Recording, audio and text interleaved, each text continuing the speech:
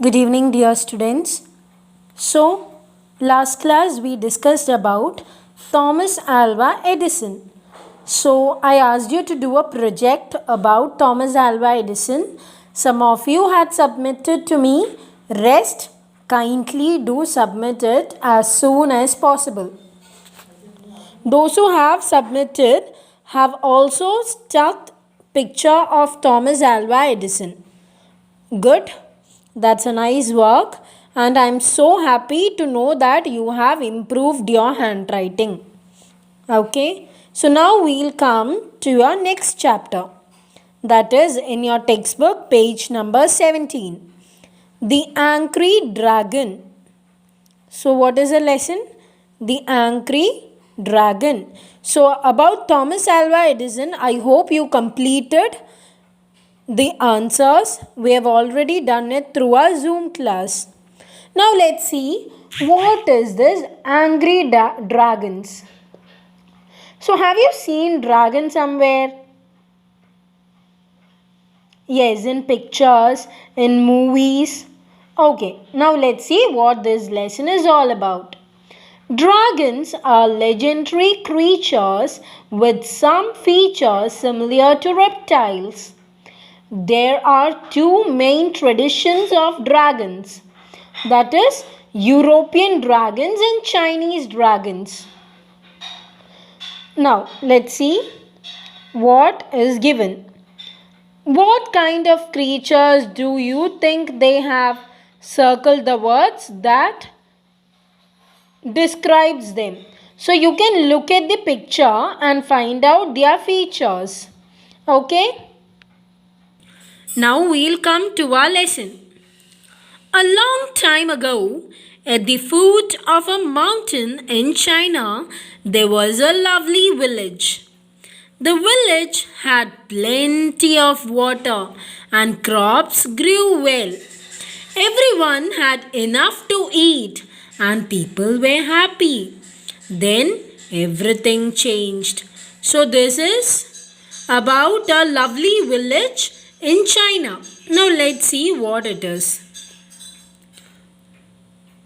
A huge noisy dragon came to live in a big hole that appeared on the top of a mountain. It breathed out fire and threw up rocks from the hole. Sometimes it bellowed in such a loud voice that all the people in the village left their houses and ran away to another village till the rumbling stopped. Now the clouds did not bring rain to the mountains, and no cool water came trickling down. The crops dried up. Life became very hard for the villagers. They did not dare to climb. So, here we are talking about a village, and suddenly a dragon came into the scene. So, what he did,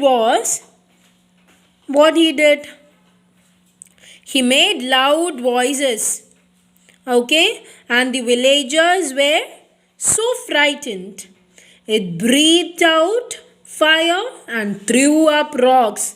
So, in order to this acts of the dragon, the villagers left the village and went to another village. So, they did not dare to climb the mountain to find out what was wrong. The elders in the village warned the children. Don't go near the mountain, they said. If you do, the thundering dragon is sure to get you. He will take you away and eat you up. All the children were really scared of the noise the dragon made and stayed away. Mealing, who was 5 years and 11 months old, was the only child of her parents. She spent a lot of time playing in the garden by herself. She could see the top of the mountain from her garden. Sometimes, as she played there, she could find the dragon throwing out fire and rocks and making such a din that she couldn't even hear her dolls. My water tantrum, she thought as she put her dolls to bed. Has no one taught that dragon how to behave? I wonder who looks after it. Maybe it's just lonely. She would often wonder about the dragon.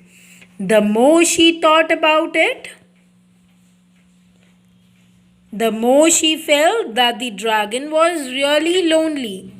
So here the child is thinking that the dragon had no one to teach him how to behave. So she came to a conclusion that the dragon was lonely and had no one to teach him how to behave when he is in public.